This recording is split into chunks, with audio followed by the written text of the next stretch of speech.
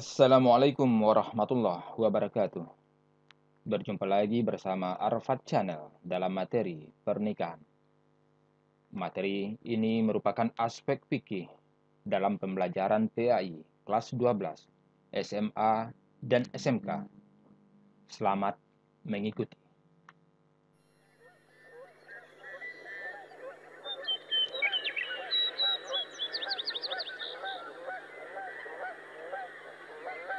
Anak-anakku dan semua pendengar yang berbahagia dan dirahmati oleh Allah Subhanahu wa taala. Pertama kali marilah kita mengucapkan puji dan syukur kepada Allah Subhanahu wa taala atas izin dan rahmatnya kita dapat bertemu lagi dalam ruang virtual ini. Materi yang akan kita bahas dalam hal ini diantaranya yaitu pengertian pernikahan, dasar dan hukum nikah, syarat dan rukun nikah, hak dan kewajiban, serta peraturan Undang-Undang Perkawinan Nomor 1 Tahun 1974 dan penutup. Marilah kita memulai dari pengertian nikah.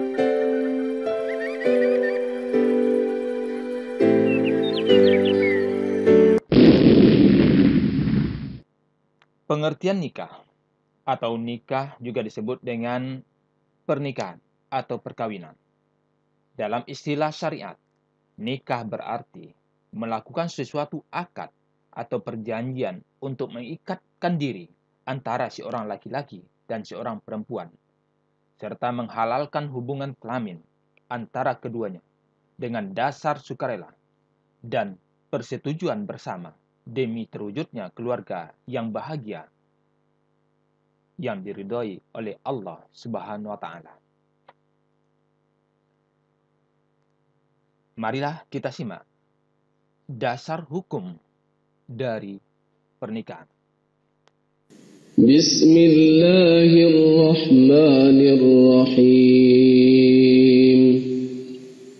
Ya ayyuhan nasu ittaqu rabbakumul ladzi khalaqakum min nafsin wahidah وخلق منها زوجها وبث منهما رجالا كثيرا ونساء واتقوا الله الذي تساءلون به والأرحام إن الله كان عليكم رقيبا. Artinya, hai sekalian manusia, bertakwalah kepada Tuhanmu yang telah menciptakan kamu dari diri yang satu. Dan daripadanya Allah menciptakan istrinya. Dan daripadanya keduanya, Allah memperkembangbiakkan laki-laki dan perempuan yang banyak. Dan bertakwalah kepada Allah yang dengan mempergunakan namanya kamu saling meminta satu sama lain. Dan peliharalah hubungan silaturahmi. Sesungguhnya Allah selalu menjaga dan mengawasi kamu. وآتوا اليتامى أموالهم ولا تتبدلوا الخبيث بالطيب ولا تأكلوا أموالهم إلى أموالكم إنه كان حوبا كبيرا. Dan berikanlah kepada anak-anak yatim yang sudah balik harta mereka. Dan jangan kamu menukar yang baik dengan yang buruk. Dan janganlah kamu memakan harta mereka bersama hartamu. Sesungguhnya tindakan menukar dan memakan itu adalah dosa besar.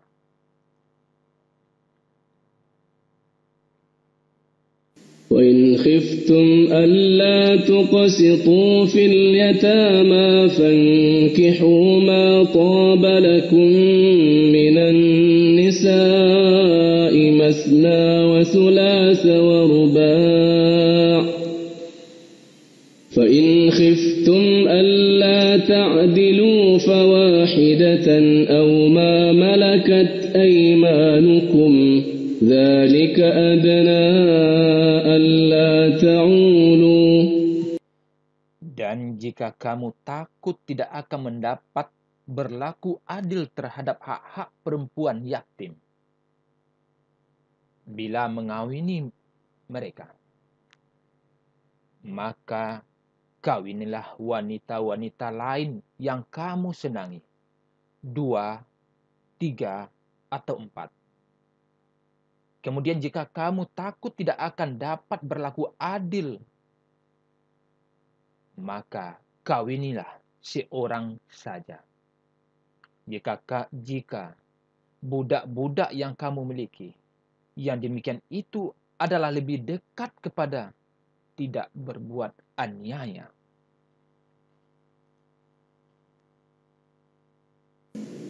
وآتوا النساء صدقاتهن نحلة فإن طبن لكم عن شيء منه نفسا فكلوه هنيئا مريئا.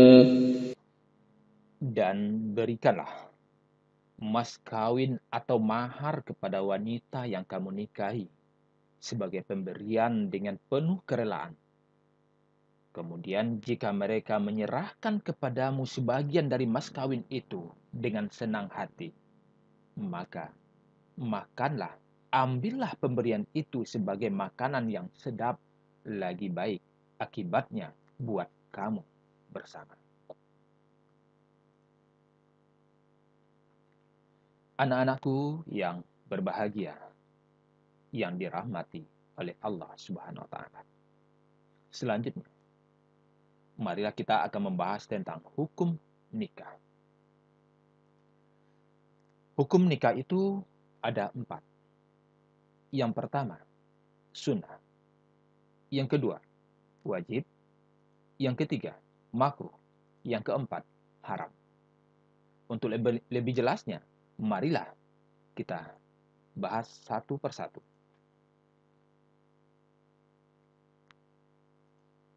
Yang dikatakan sunnah adalah bagi yang ingin menikah, mampu untuk menikah, dan mampu pula mengendalikan dirinya dari perbuatan perzinaan, walaupun dia tidak segera menikah, maka hukumnya adalah sunnah. Yang kedua, wajib. Artinya adalah bagi seseorang yang mempunyai keinginan untuk menikah, namun dia mampu untuk menikah, sementara ia khawatir berbuat zina jika tidak segera untuk melangsungkan pernikahan tersebut, maka hukum baginya adalah wajib.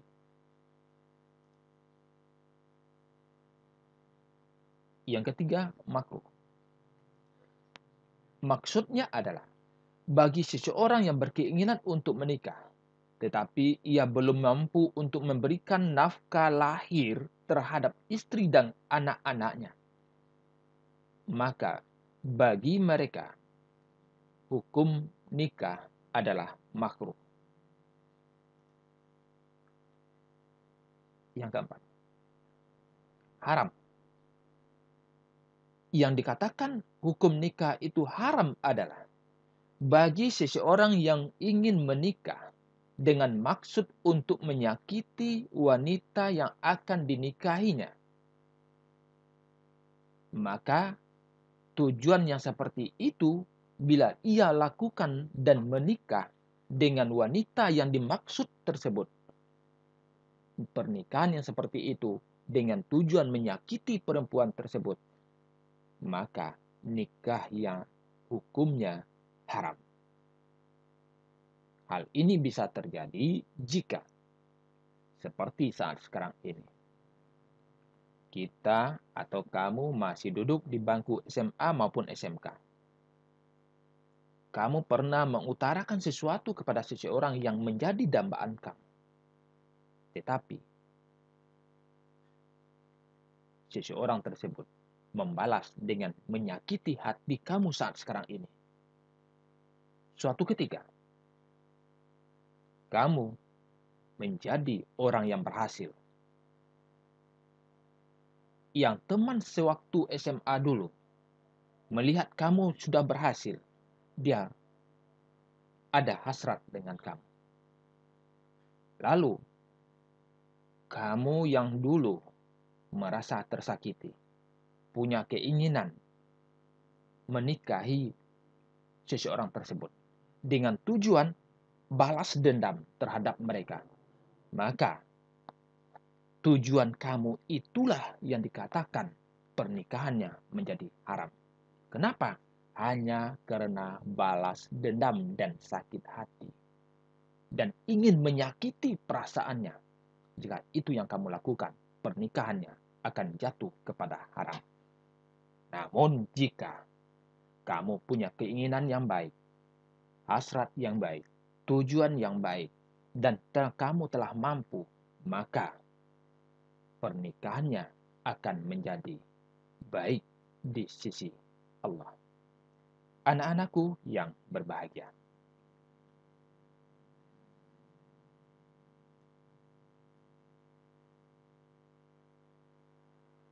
Dalam sebuah hadis Bukhari dan Muslim,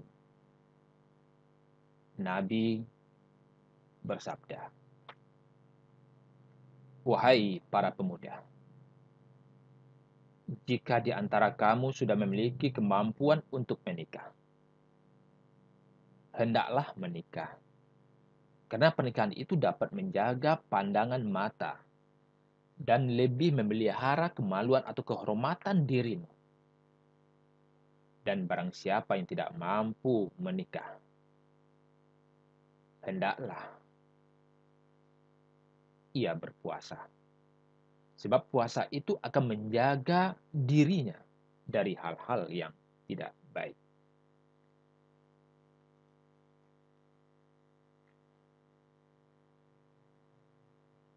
Anak-anakku yang berbahagia. Sekarang kita coba lihat tujuan daripada nikah. Seseorang yang akan melaksanakan pernikahan itu, pasti dia mempunyai tujuan-tujuan tertentu dalam melaksanakan suatu pernikahan. Tujuan pertama seseorang itu untuk menikah adalah untuk memperoleh rasa cinta dan kasih sayang. Itu yang pertama. Karena dia ingin merasakan betapa indahnya, betapa senangnya, betapa rasa damainya jika dia sudah menikah. Yang kedua,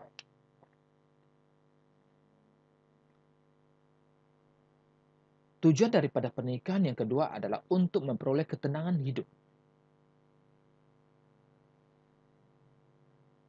Seseorang ingin nikah tersebut adalah karena dia merasa tenang jika ada pendamping hidupnya. Dan tidak ada suatu pernikahan yang dilakukan. Tujuannya adalah untuk merisaukan hati, menambah gundah dan gulana. Tetapi pernikahan itu adalah sebagai sitawa sidingin, penyejuk hati, penerang di dan kalam, pendamping di kala kita kesunyian. Itulah tujuan daripada pernikahan. Oleh karena itu, carilah pendamping-pendamping hidupmu yang bisa menenangkan jiwamu, menenteramkan hatimu jika sudah diikat dengan pernikahan.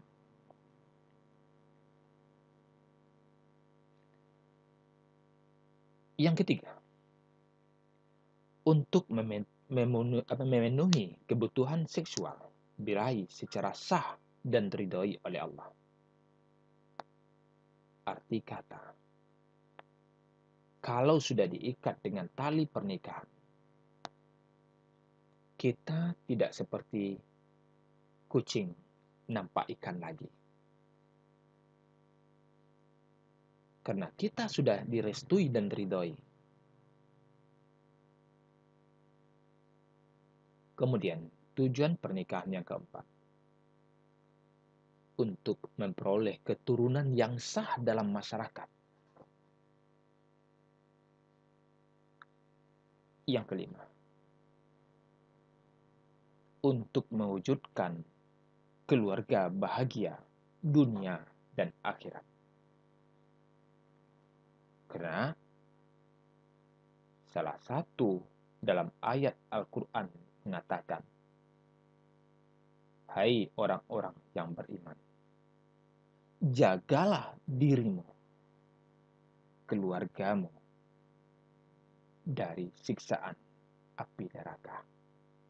Karena itu, tujuan dari pernikahan yang kelima ini adalah mewujudkan keluarga bahagia dunia dan akhirat.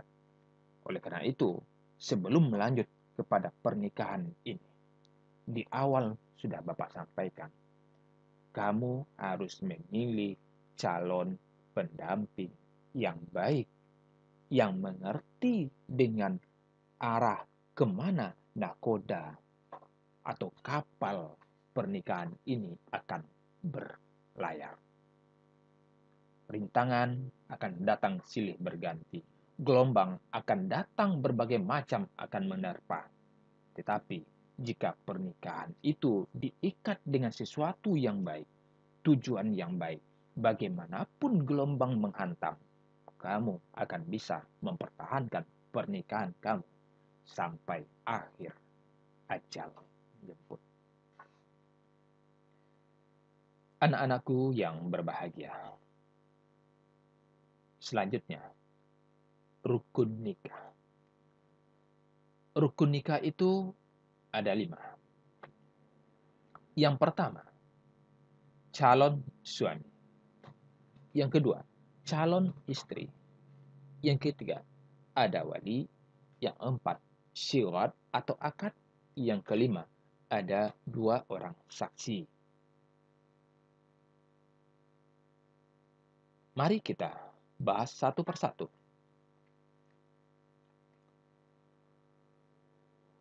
Syarat seseorang suami atau calon suami yang pertama adalah dia beragama Islam atau seagama dengan kamu. Itu syarat utama. Yang kedua, tidak dipaksa atau terpaksa atau merasa terpaksa dalam suatu pernikahan.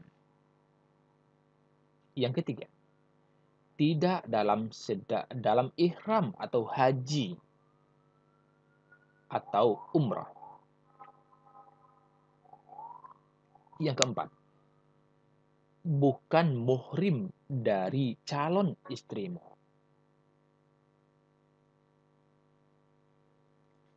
Selanjutnya, syarat seorang calon istri.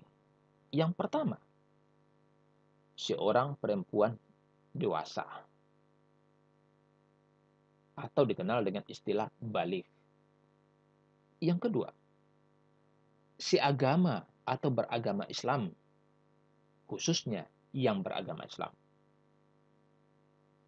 Yang ketiga, tidak terpaksa atau dipaksa, karena pernikahan itu harus atas dasar suka sama suka, rela sama rela antara laki-laki dan perempuan yang saling mengikat janji.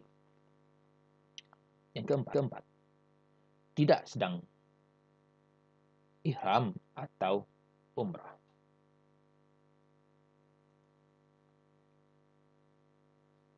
Selanjutnya, wali nikah, yaitu yang akan menikahkan mempelai laki-laki dengan mempelai perempuan atau mengizinkan terjadinya suatu pernikahan antara anak perempuannya dengan laki-laki pilihan daripada anaknya. Karena itu, wali nikah akan dibedakan menjadi Dua. Yang pertama, disebut atau dikenal dengan wali nasab. Yang kedua, yang dikenal dengan istilah wali hakim.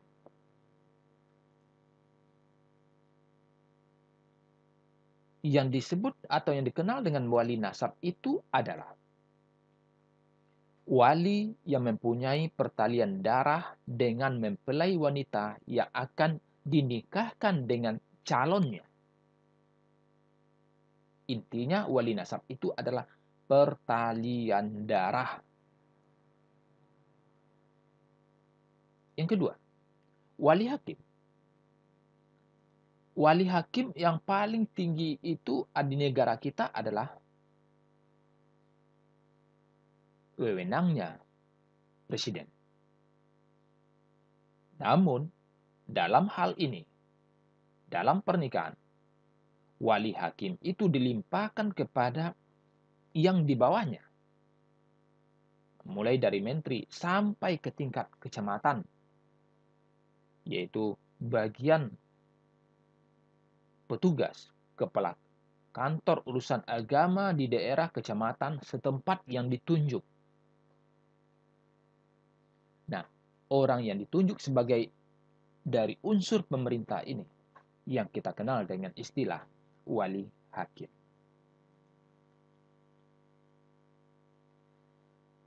Syarat-syarat menjadi wali. Yang pertama, beragama Islam, laki-laki, sudah balik dan berakal, merdeka dan bukan hamba sahaya, mampu bersifat adil, tidak sedang ihram atau umrah. Selanjutnya, ini yang perlu kamu simak baik-baik, wahai anak-anakku. Siswa-siswi SMA dan SMK dimanapun berada. Urutan orang-orang yang akan bisa dijadikan wali dalam sebuah pernikahan. Tidak bisa sembarang-sembarang jadi wali saja. Tidak bisa mengambil asal dapat wali saja. Harus ada dan ikut urutan atau aturannya. Siapa dia yang berhak menjadi wali yang pertama? Untuk yang wali yang pertama itu adalah bapak atau ayah kandung dari kamu.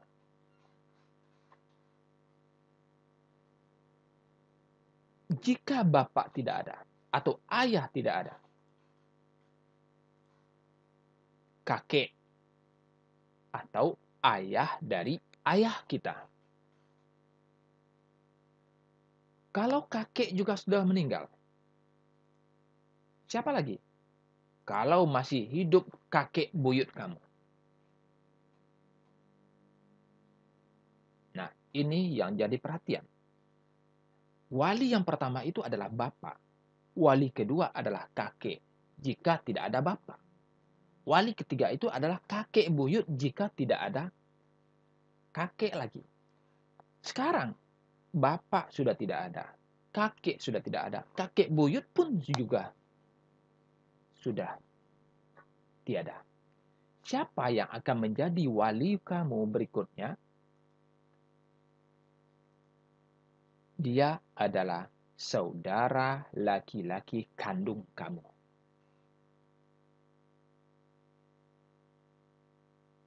Apakah adik, kakak?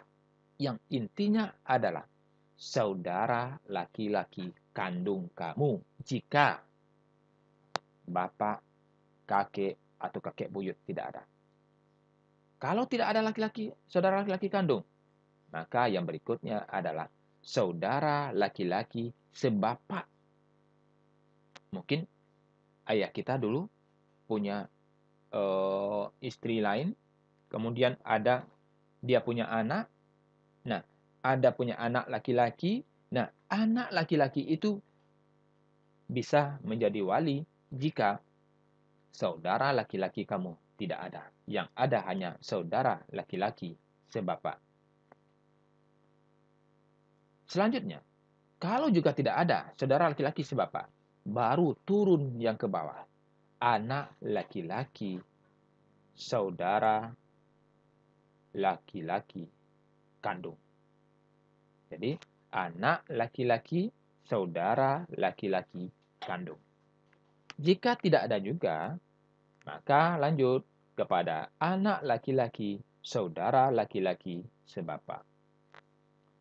Kalau tidak ada juga, lanjut kepada paman saudara laki-laki dari bapak kandung. Kalau tidak ada juga, paman atau saudara laki-laki bapak sebapak. Kalau tidak ada juga, anak laki-laki paman kandung. Kalau tidak ada juga, anak laki-laki paman sebapak. Kalau tidak ada juga, anak laki-laki dari anak laki-laki paman kandung. Kalau tidak ada juga, anak laki-laki dari anak laki-laki paman sebapak. Kalau tidak ada juga, yang ke-14 adalah saudara laki-laki kakek kandung. Kalau tidak ada juga, yang ke-15 adalah saudara laki-laki kakek sebapak. Kalau tidak ada juga, yang ke-16 adalah anak laki-laki dari saudara kakek kandung. 17. Anak laki-laki saudara kakek sebapak. 18. Saudara laki-laki kakek buyut kandung. Ini jika tidak ada. Yang ke-19. Saudara laki-laki kakek buyut sebapak. Kalau tidak ada juga, masuk yang ke-20. Anak dari saudara laki-laki kakek buyut kandung. Kalau tidak ada juga, masuk lagi kepada anak saudara laki-laki kakek buyut sebapak. Kalau mereka ini semuanya dari 1 sampai 21 juga tidak ada atau sudah habis punah semuanya, barulah yang ke-22 yang wali yang berhak menikahkan kita, seorang perempuan itu adalah wali hakim. Tolong digarisbawahi, untuk menjadi wali, perhatikan baik-baik urutan ini. Jangan asal ambil seseorang untuk menjadi wali dalam sebuah pernikahan yang akan kamu langsungkan. Anak-anakku yang berbahagia. Selanjutnya adalah yang kita bahas adalah tentang saksi. Saksi ialah orang yang hadir menjadi saksi dalam acara akad nikah secara administrasi tercatat sebagai saksi. Saksi itu terdiri dari 2 orang, 1 dari pihak perempuan, 1 lagi dari pihak laki-laki.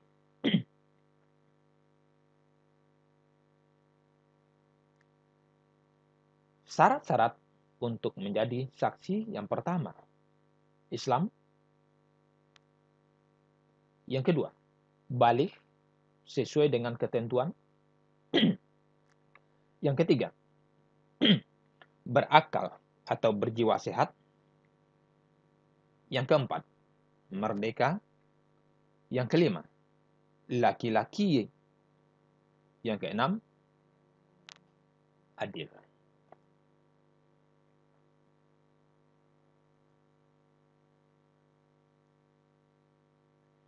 Selanjutnya, sirat atau akad. Yang dimaksud dengan sirat, akad, yaitu pernyataan ijab dan kabul. Ijab adalah ucapan oleh wali mempelai perempuan di saat pernikahan. Seperti, saya nikahkan engkau dengan anak saya bernama Fulan binti fulan dengan mas kawin seperangkat alat salat. Itu disebut dengan ijab. Lalu, jawaban dari mempelai pria yang dinikahkan. Apa jawabannya? Saya terima nikahnya Fulan binti Fulan dengan mas kawin seperangkat alat salat. Hal ini jawaban ataupun ucapan dari wali dan calon mempelai laki-laki itu dikenal dengan sebutan sirat atau akad.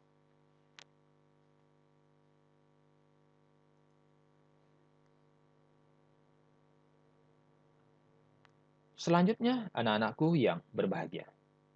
Yang akan kita bahas selanjutnya adalah tentang muhrim. Muhrim secara bahasa berarti diharamkan. Dalam masalah fikih, muhrim bermakna wanita yang haram untuk kita nikahi. Karena ada sebab-sebab tertentu. Ini untuk para anak-anakku yang laki-laki. Kamu perhatikan baik-baik siapa orang-orang yang haram untuk dinikahi. Wanita yang haram dinikahi itu yang pertama, karena adanya pertalian dengan muhrim atau istri. Itu karena ada pertalian dengan muhrim, maka dia haram dinikahi. Yang kedua, haram dinikahi karena perkawinan. Yaitu ibu dari istri, anak tiri, apabila suami sudah berkumpul dengan ibunya, maka anaknya itu disebut dengan anak tiri. Yang kedua, ibu tiri baik yang sudah dicerai atau yang belum. Yang keempat, menantu, baik yang sudah dicerai atau belum. Ini adalah yang haram kita nikahi karena perkawinan. Yang berikutnya, yang haram dinikahi karena hubungan sepersusuan. Di antaranya adalah ibu yang menyusui kita. Waktu kita bayi, ibu kita meninggal, lalu ada orang lain yang menyusui kita, maka dia akan menjadi ibu sepersusuan. Maka ibu tersebut haram kita nikahi. Kemudian saudara perempuan sepersusuan. Kita sama-sama menyusu di antara ibu yang sama. Maka dia adalah saudara kita. Dilarang untuk nikah. Yang berikutnya adalah karena keturunan. Di antaranya, ibu kandung dan seterusnya ke atas. Kemudian anak perempuan kandung dan seterusnya ke bawah. Saudara perempuan kandung sebapak atau seibu. Jadi saudara kita, baik sebapak maupun seibu, itu haram untuk dinikahi. Yang keempat, anak perempuan dari saudara laki-laki kita.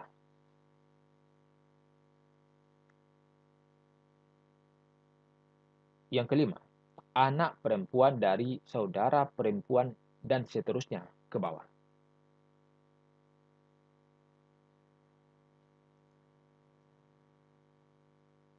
Hal ini telah dijelaskan oleh Allah dalam Al-Quran surat An-Nisa ayat 23.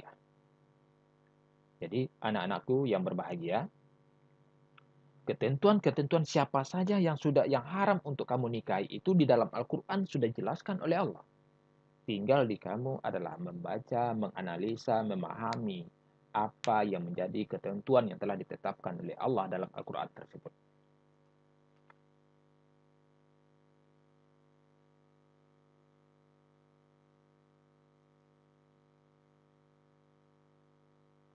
Yang artinya, diharamkan atas kamu mengawini ibu-ibu kamu, anak-anakmu yang perempuan, saudara-saudaramu yang perempuan, saudara-saudara bapakmu yang perempuan, saudara-saudara ibumu yang perempuan, anak-anak perempuan dari saudara-saudara ibumu yang laki-laki, anak perempuan dari saudara-saudara ibumu yang perempuan, ibu-ibumu yang menyusui, saudara perempuan sepersusuan, ibu atau istri dari ibu dari istrimu atau mertua kamu, anak-anak dari istri kamu sendiri.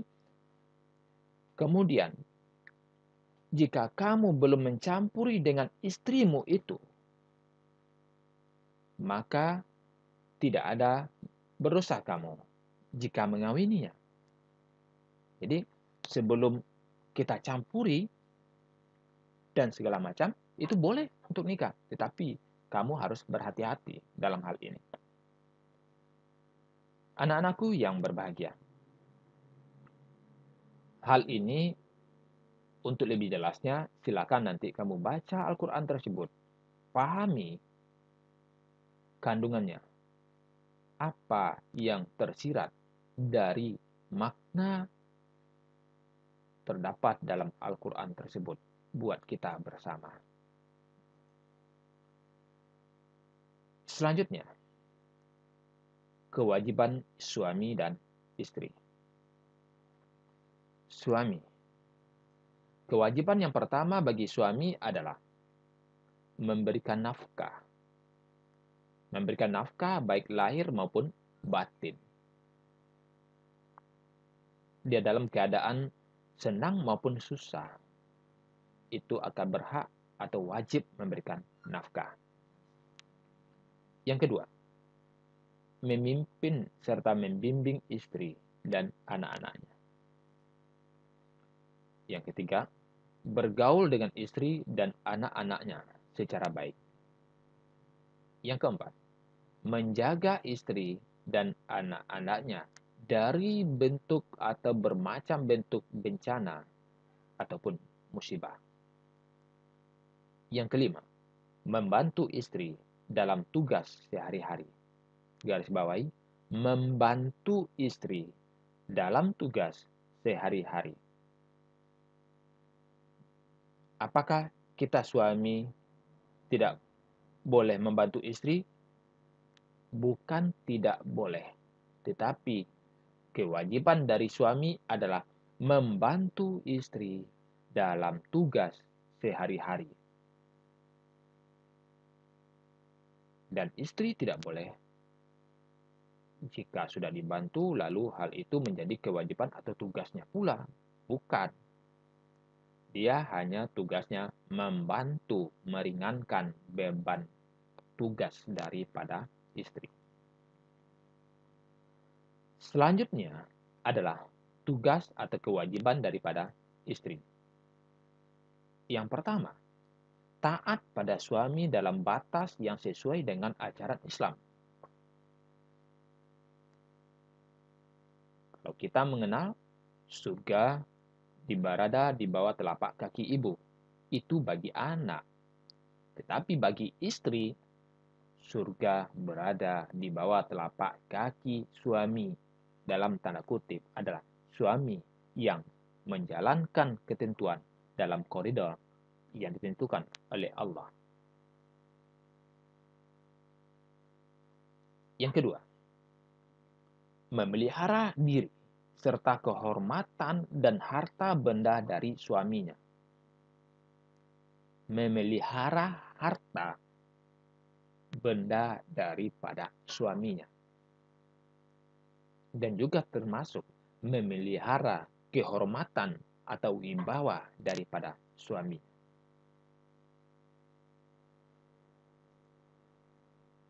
Dalam artian lain, istri, baik istri maupun suami, dilarang saling membicarakan keburukan yang terjadi di dalam rumah tangga.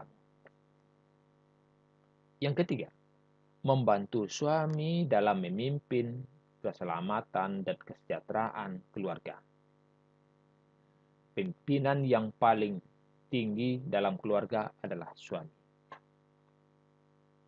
Jika suami tidak ada, pimpinan itu berada pada istri, terutama dalam membina, mendidik anaknya.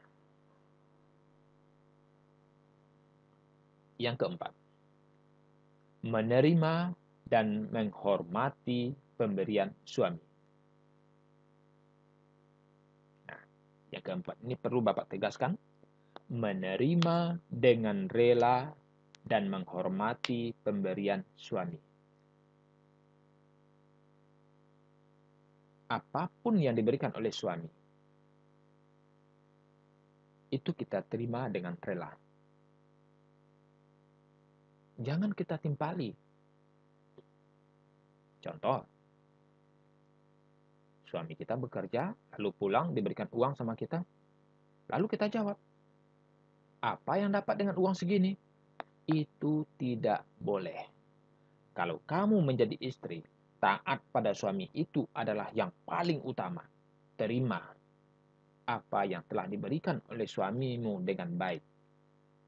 Karena itu adalah bagian dari kewajiban kamu sebagai istri. Yang kelima, hormat dan sopan pada suami dan keluarganya. Jangan kamu permalukan suamimu di depan orang banyak. Hargai dia, apalagi keluarganya. Mentang-mentang kamu lebih daripada suamimu, jangan kamu jadikan suamimu itu sebagai babu kamu, sebagai pembantu kamu. Suamimu adalah panutanmu. Kalau kamu durhaka terhadap suamimu, sementara suamimu berjalan dalam ketentuan yang diridhoi oleh Allah, maka tempat kamu nanti adalah neraka. Tetapi jika kamu berjalan menurut ketentuan yang ada, taat dan tunduk sesuai dengan aturan yang dari suamimu, walaupun derajatmu berbeda, suamimu rendah derajatnya, lalu kamu patuh dan tunduk kepada mereka, kamu diganjar oleh Allah adalah surga. Karena itu, bagi istri yang baik, taat pada suami adalah yang pertama. Jaga hormat, sopan kepada suami adalah yang terbaik kalau kamu mau masuk ke dalam surga yang dijanjikan oleh Allah Subhanahu wa taala. Kemudian yang tidak kalah pentingnya tugas dan tanggung jawab kamu sebagai istri adalah memelihara, mengasuh, dan mendidik anak-anak dari suami kamu. Anak-anakku yang berbahagia. Selanjutnya, kita masuk kepada ketentuan perkawinan menurut Undang-Undang Nomor 1 Tahun 1974 yang menyatakan bahwa tiap-tiap perkawinan dicatat menurut peraturan yang berlaku. Dalam hukum kompilasi hukum Islam dirinci sebagai berikut. Agar terjamin ketertiban perkawinan bagi masyarakat, setiap perkawinan haruslah dicatat. Yang kedua, pencatatan perkawinan harus dilakukan oleh pegawai pencatat nikah. Yang ketiga, setiap perkawinan harus dilangsungkan di hadapan dan di bawah pengawasan pencatat nikah. Yang keempat, perkawinan yang dilakukan di luar pegawai pencatat nikah tidak mempunyai kekuatan hukum. Atau yang kita kenal dengan istilahnya kawin kontra nikah siri. Dia tidak tercatat. Maka hal itu tidak mempunyai kekuatan hukum bagi kamu, wahai calon-calon istri orang. Kemudian, sahnya perkawinan menurut Undang-Undang tahun nomor 1 tahun 74 ditegaskan bahwa perkawinan adalah sah apabila melakukan menurut hukum masing-masing agama dan kepercayaan itu. Dalam kompilasi hukum Islam ditegaskan sebagai berikut. Perkawinan sah apabila dilakukan menurut aturan hukum Islam. Yang kedua, perkawinan yang menurut hukum Islam adalah perkawinan atau akad yang sangat kuat untuk mentaati pemerintah Allah dan melaksanakan merupakan ibadah.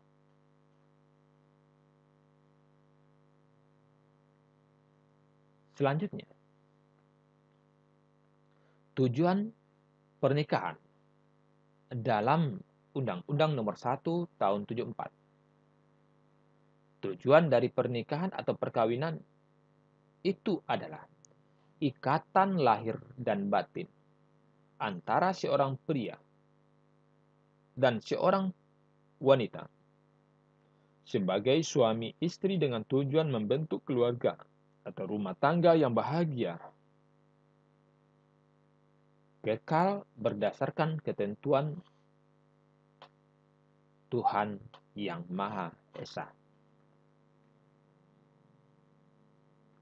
Selanjutnya dalam kompilasi hukum Islam ditegaskan bahwa perkawinan bertujuan mewujudkan rumah tangga sakinah, mawaddah, warahmah.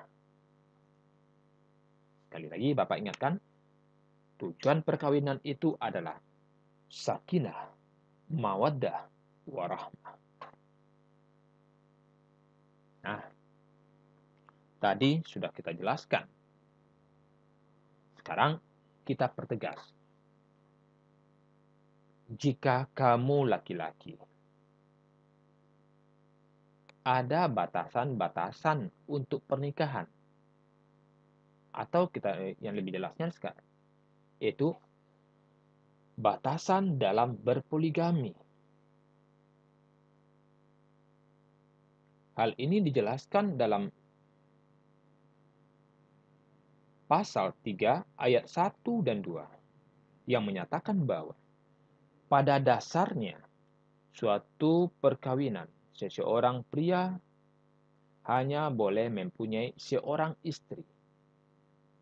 Begitu pula seorang wanita hanya boleh mempunyai seorang suami. Itu pada dasarnya. Ini dalam pasal 1. Pasal 3 ayat 1.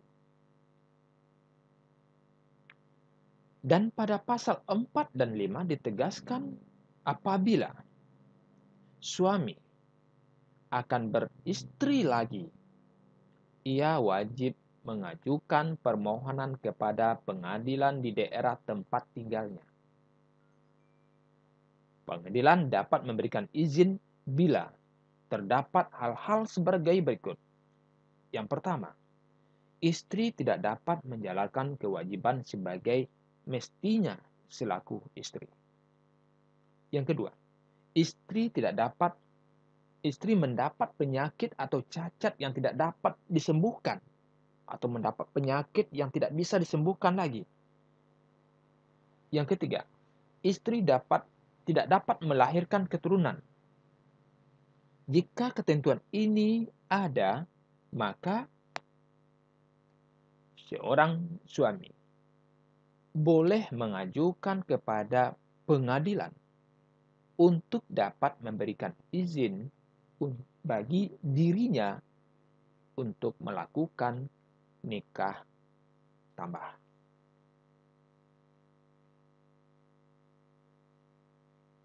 Dalam pengajuan permohonan tersebut harus memenuhi syarat-syarat juga. Jadi jangan mentang-mentang yang pertama istri tidak melakukan kewajibannya, kemudian terdapat suatu penyakit yang menurut kita, dan sementara sisi lain juga ya istri kita tidak bisa memberikan keturunan, lalu kita menikah lagi. Bukan segampang itu, harus ada pula syarat-syarat ketentuan lain yang harus terpenuhi. Apa? Yang pertama, adanya persetujuan dari istri yang pertama. Minta izin terlebih dahulu. Diizinkan atau tidak?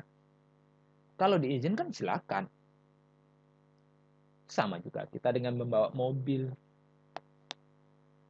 Mentang-mentang kita sudah punya mobil, kalau mau nyetir yang lain, minta izin pula kepada yang punya dulu. Di sini adalah istrimu. Jika istrimu mengizinkan dengan kondisi dia yang terjadi saat sekarang ini, kamu ingin menikah tambah dan diizinkan, maka boleh. Yang kedua, adanya kepastian bahwa suami akan berlaku adil terhadap istri-istri dan anak-anak mereka. Ini yang penting. Mampukah kamu untuk adil? Kalau ternyata kamu tidak mampu untuk adil, lebih baik urungkanlah niat itu. Cukup satu istri, itu yang terbaik bagi kamu. Jika itu kamu pelihara dengan baik, maka kamu jaminannya adalah surga. Tetapi jika kamu menyia-nyiakan anakmu, seperti yang dikatakan tadi, kamu adalah sebagai kepala rumah tangga yang akan bertanggung jawab tentang bahtera kapal yang kamu bawa. Nanti akan diminta pertanggungjawabanmu di akhirat. Kamu akan menuju surga. Nanti anakmu akan protes. Tunggu dulu. Saya seperti ini adalah atas atau karena orang tua laki-laki saya tidak mendidik saya dengan baik. Oleh karena itu, tanggung jawab bagi suami itu berat, anak-anakku. Marilah dari sekarang kamu perbaiki niat kamu, luruskan niat kamu. Berjalan, kalau kamu sudah sanggup untuk nikah, silakan. Kalau belum, berpuasalah. Kemudian siapkan materi. Karena kenapa? Istri dan anakmu butuh rumah, butuh perlindungan dan segala macam, butuh makan segala macam. Itu adalah tugas kita. Anak-anakku yang berbahagia. Selanjutnya, ketentuan perkawinan bagi wanita hamil. Dalam pasal 53 ayat 1, 2, dan 3. Dalam kompilasi hukum Islam dijelaskan. Yang pertama, seorang wanita hamil di luar nikah dapat dinikahkan dengan pria yang menghamilinya.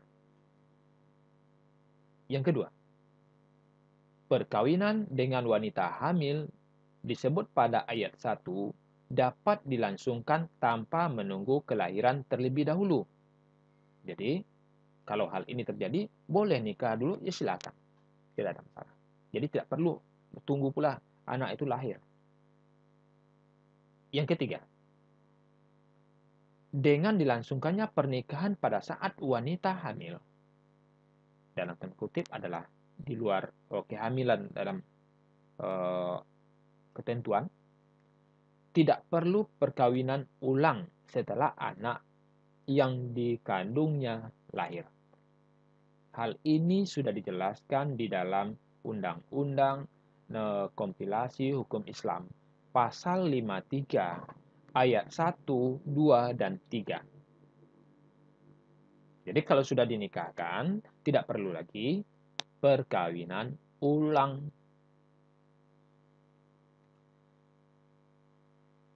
Anak-anakku yang berbahagia, mungkin itulah yang dapat Bapak sampaikan dalam kesempatan kali ini. Pada bagian pertama, kita telah membahas tentang pra-pernikahan, yaitu mulai dari meminang, mencari calon pendamping yang terbaik buat kita, yang sekarang Bapak sudah menjelaskan tentang prosedur, ketentuan-ketentuan dalam pernikahan tersebut. Untuk selanjutnya, yang akan kita bahas adalah hal-hal yang terjadi jika pernikahan itu telah berlangsung. Kadangkala bahtera rumah tangga berjalan mulus sampai di ujung. Namun ada saatnya atau ada pula waktunya bahtera rumah tangga itu tidak berjalan mulus dan berujung kepada perceraian.